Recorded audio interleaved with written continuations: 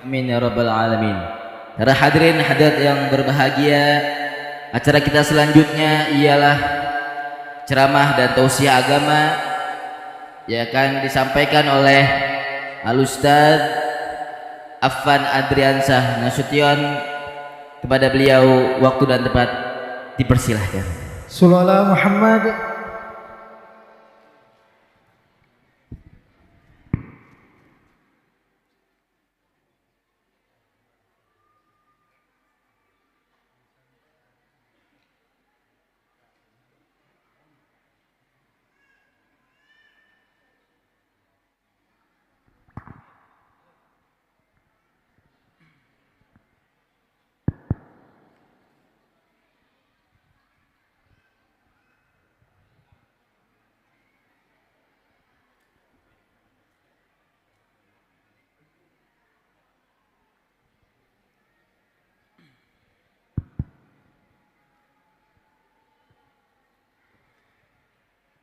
Assalamualaikum warahmatullahi wabarakatuh.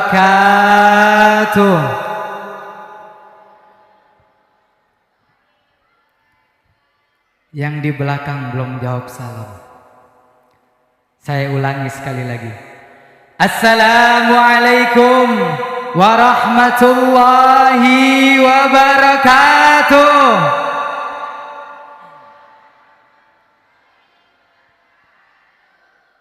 Hamdan husna bi Muhammadin. Alhamdulillah, alhamdulillahilladzi ayyada habibahul mustafa bil qur'ani kasyamsi wa duhaha wa bi sunnatihi kal qamari idza talaha man sara 'alaiha sara fudu'in nahari idza jallaha wa man a'rada 'anha 'asha fi dhulmatil laili idza yaghshaha. Allahumma fasalli wa sallim wa karrim wa majid ala rasulina sahibut taj wal mi'raj wa rafi'il bala wal marad wal alam syamsid duha badrid duja misbahul bulam abil qasim sayyidil kaunain wa syafi'ith thaqalain habibina wa syafi'ina wa qurrati a'yunina wa maulana Muhammadin dzil manhajin nafis wal maslakil anis alladzi tamasallahu bihi wujuhasy syayatin wal abalis wa khidbihimul khasis wa ala alihi dzawil maqaman wa ta'sis. Amma ba'du faqala Allah ta'ala fil Qur'anil Karim a'udzu billahi minasy syaithanir rajim. Qul bi fadlillahi wa bi rahmatihi fabidzalika falyafrahu huwa khairum mimma yajma'un.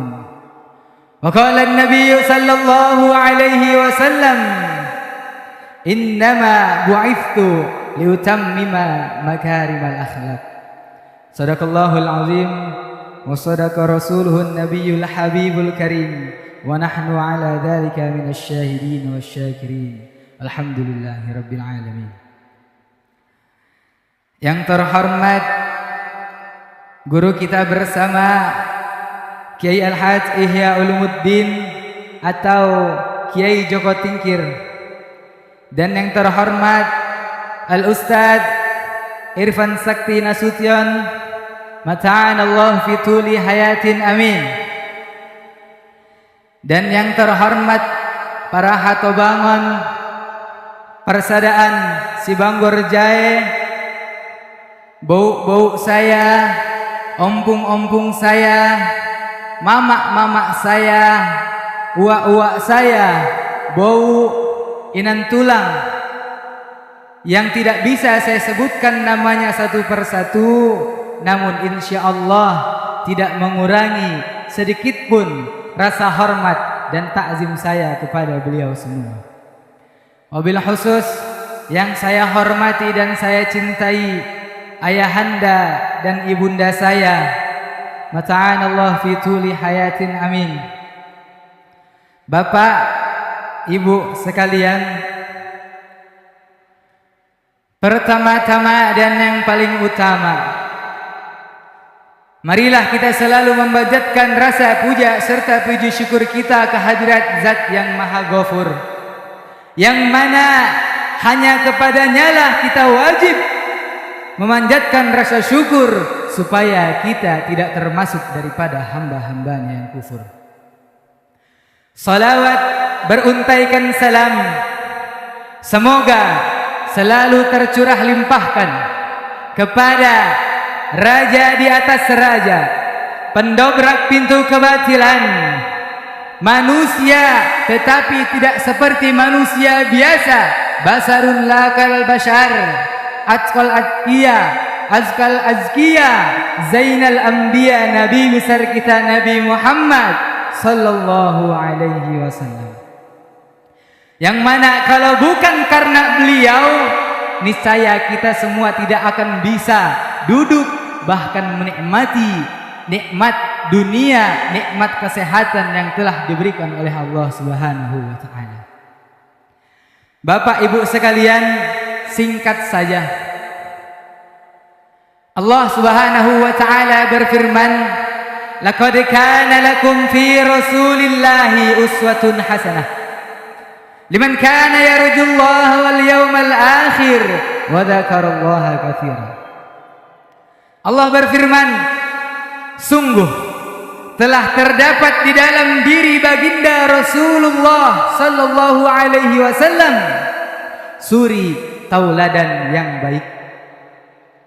Bapak Ibu sekalian, mungkin banyak daripada kita yang mengetahui bahwasanya sebelum kita diciptakan oleh Allah Subhanahu wa taala, pasti Allah Subhanahu wa taala menciptakan tempat manusia untuk berlalu lalang dan untuk menjalani kehidupan.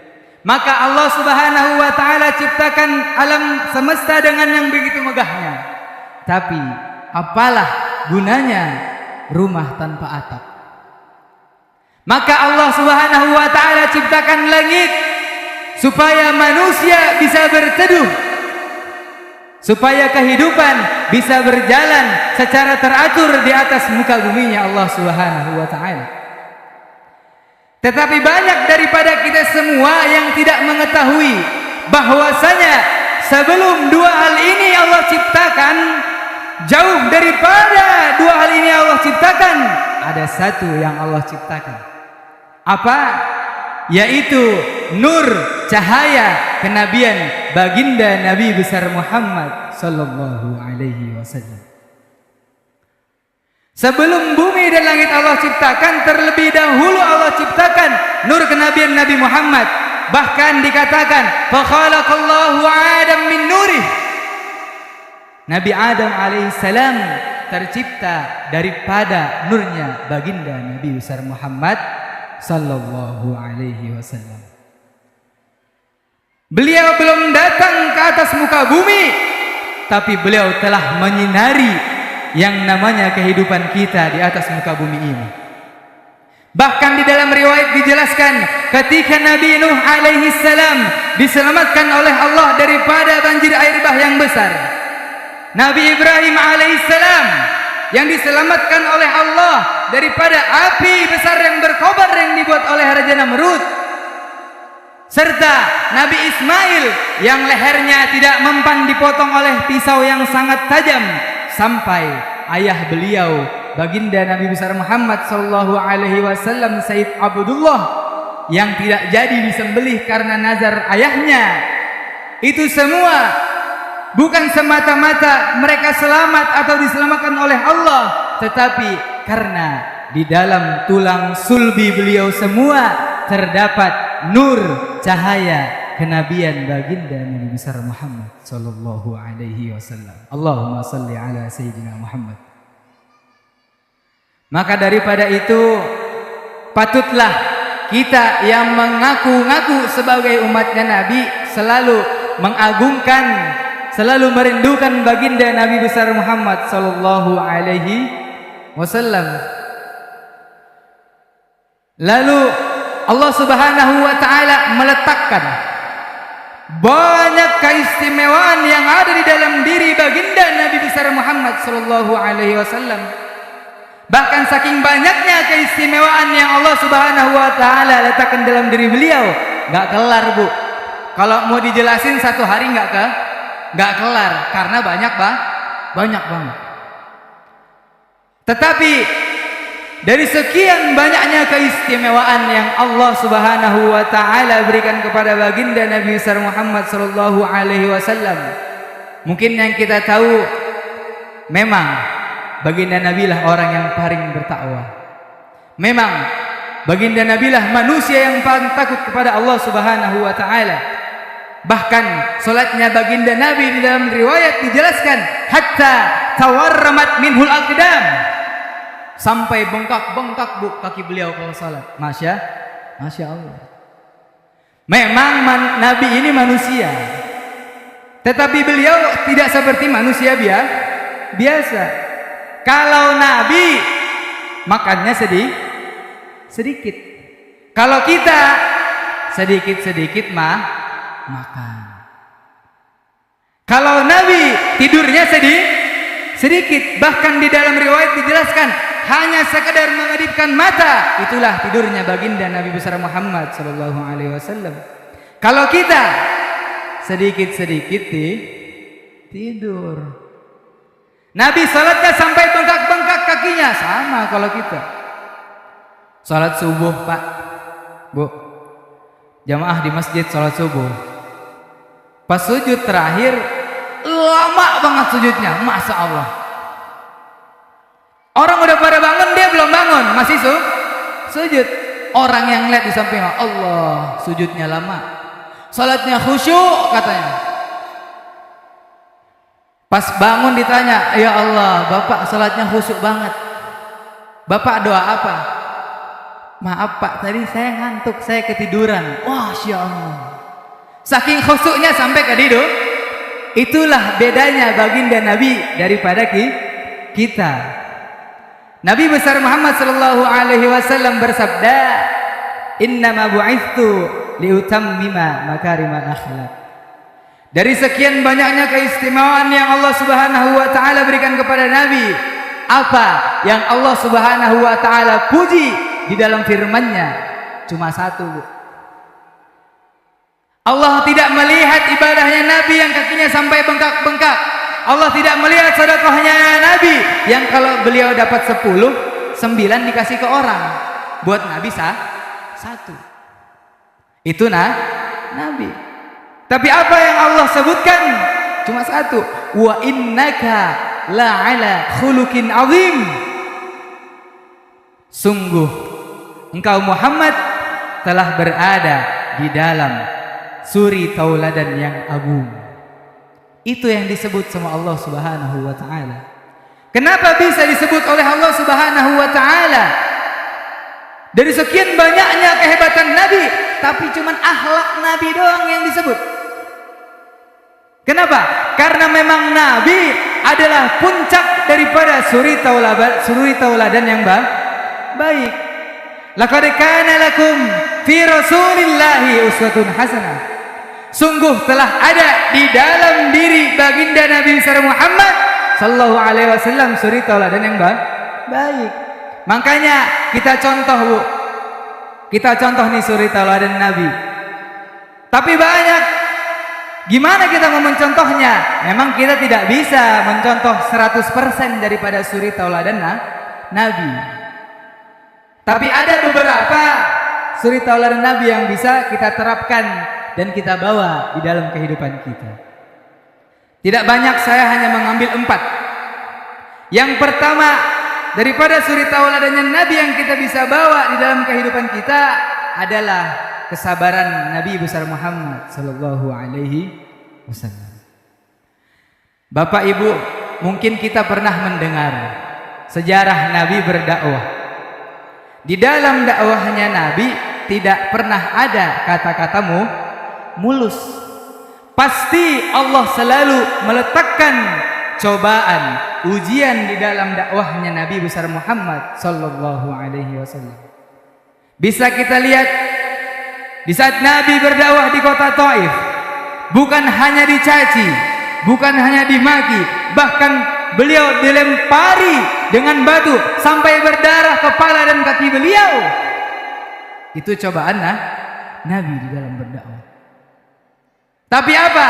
Di saat malaikat diperintahkan oleh Allah Subhanahu wa taala untuk turun menghadap Nabi, apa kata malaikat? Wahai Muhammad, sesungguhnya aku telah diutus oleh Allah Subhanahu wa taala untuk menuruti segala perintahmu. Lalu dilanjutkan oleh malaikat, seandainya wahai Muhammad, engkau perintahkan aku untuk membalikkan gunung Ahsabain kepada penduduk Taif, maka akan aku lakukan, kata malaikat. Tapi apa kata Nabi, Bu? Ini sabarnya Nabi yang harus kita contoh. Beliau Nabi mengatakan, jangan malaikat. Memang sekarang mereka tidak mengenal aku, mereka tidak beriman kepada Allah Subhanahu wa taala, tapi kita tidak pernah tahu besok anak turun mereka, anak cucu mereka beriman kepada Allah Subhanahu wa taala. Sudah berdarah kepala kaki beliau, tapi beliau masih ngomong begitu. Itu kesabaran Coba kalau saya yang ditawarin begitu, lain cerita. Ini bagaimana ini? Mau dilemparin apa enggak gunung? Lah kagak usah pakai lama, sikat. Mau ngapain? Orang kita berniat baik berdakwah, dilempari batu, dicaci. Cuman saya bukan Nabi. Itu bedanya. Makanya Bu, kita bisa mengambil daripada suri tauladan Nabi, kesabaran beliau. Ada contoh permisalan. Semisal bapak ibu, rumahnya ada yang melempar dengan api sampai rumahnya kebakaran. Apa yang pertama kali ibu lakukan? Memadamkan rumah ibu yang terbakar atau mengejar orang yang melempar api tersebut? Apa kira-kira Bu? Pasti memadamkan api. Sama di saat orang melempar api yang berupa kata-kata kasar yang membuat hati kita terbakar atas api amarah kita, jangan dikejar dulu orangnya. Tapi apa?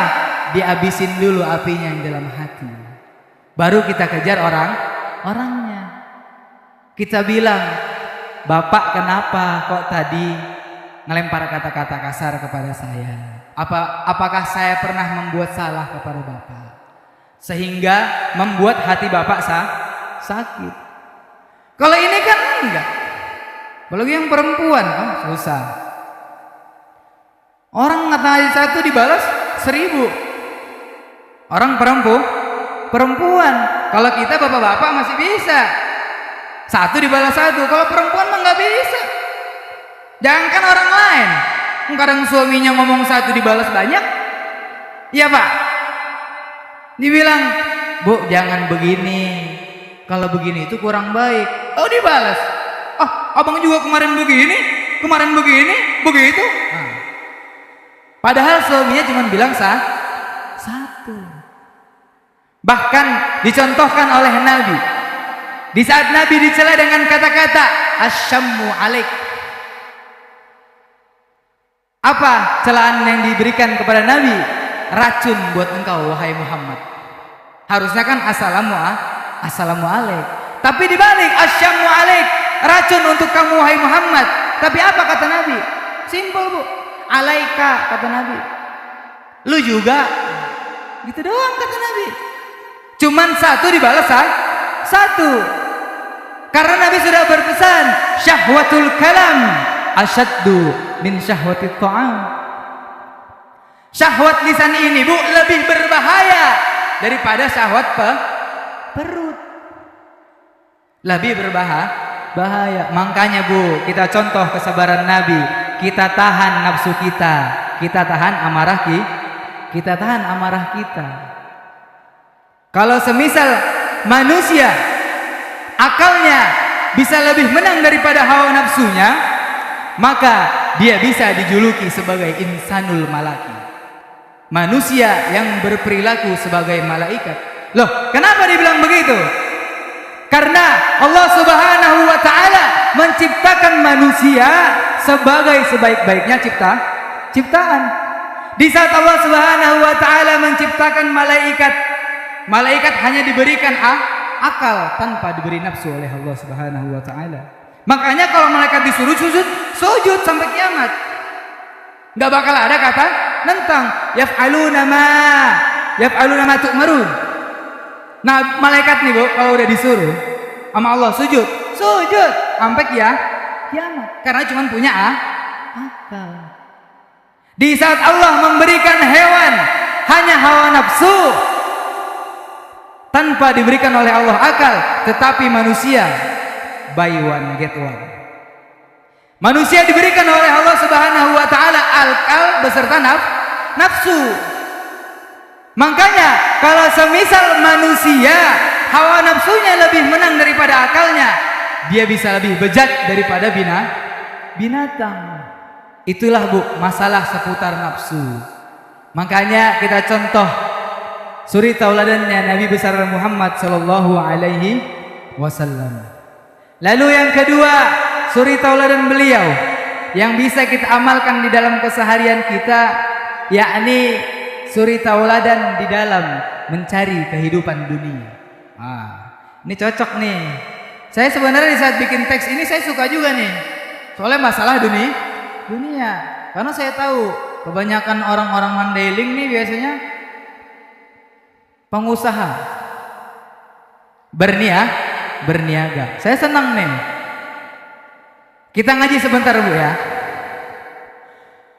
Allah Subhanahu wa taala berfirman, "Yauma yuhma 'alaiha fi nari jahannama fatukwa biha jibahuhum wa junubuhum wa buhuruhum hadza ma kanaztum li anfusikum fadzuqu ma kuntum taknizun." Ini cocok nih, Bu, ayatnya. Allah berpesan kepada kita khususnya yang termasuk daripada PPF, para pencari fulus. Karena kenapa? Pepatah Arab mengatakan, Bu, ad-dunya bil fulus. Maujud fulus mulus, ma fi fulus mamfus. Dunia pakai duit. Kalau ada duit semuanya mulus. Kalau nggak ada duit agak susah, Bu, seret jalannya. Mungkin banyak daripada kita berpikir di saat kita melihat orang yang kaya raya, orang yang mempunyai harta yang berlebih daripada kita melihat, oh, dia orang kaya, enak, duitnya banyak, tidurnya nyenyak, masya Allah, tidurnya kata siapa? Tidak semua orang kaya tidurnya nggak semua yang dibilang kaya itu hidupnya enak. Justru menjadi kaya itu susah. Kenapa susah?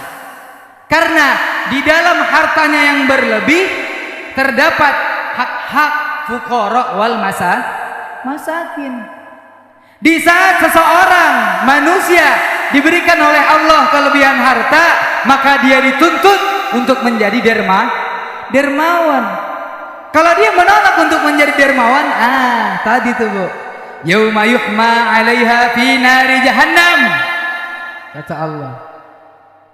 Besok nih, Bu, pada hari ketika emas yang dikumpulkan oleh para orang-orang kaya yang zalim di muka bumi dilebur di neraka jahanam, dijadiin tuh, Bu, emasnya, hartanya yang ada di dunia dilebur, dijadiin apa, Bu? Setrikaan yang gede. Masya Allah. Fatukwa bihajibahuhum wa junubuhum wa buhuruhum, kata Allah. Disetrika tuh, Bu, besok tuh, Bu, lambungnya, dahinya disetrika oleh Allah Subhanahu wa taala. Pakai apa? Pakai setrikaan yang terbuat daripada hartanya sendiri. Hadza ma kanaztum li anfusikum Faduku ma kuntum taknizun, kata Allah. Lu rasain nih harta lu selama di dunia, nih lu makan. Gimana Bu? Kira-kira masih enak gak jadi orang kaya? Enggak ya? Enggak enak. Enakan jadi orang miskin.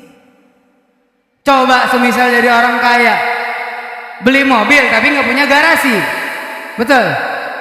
Ditaruh mobil di pinggir jalan, pas malam tidur pikiran itu mobil baru di pinggir jalan, senggol orang apa enggak ya? Aduh, ntar mobilnya ntar dicolek-colek orang apa enggak ya? Aduh, ntar lecet apa enggak ya? Kebanyakan aduhnya, mending jadi orang miskin, mobil nggak punya, tidurnya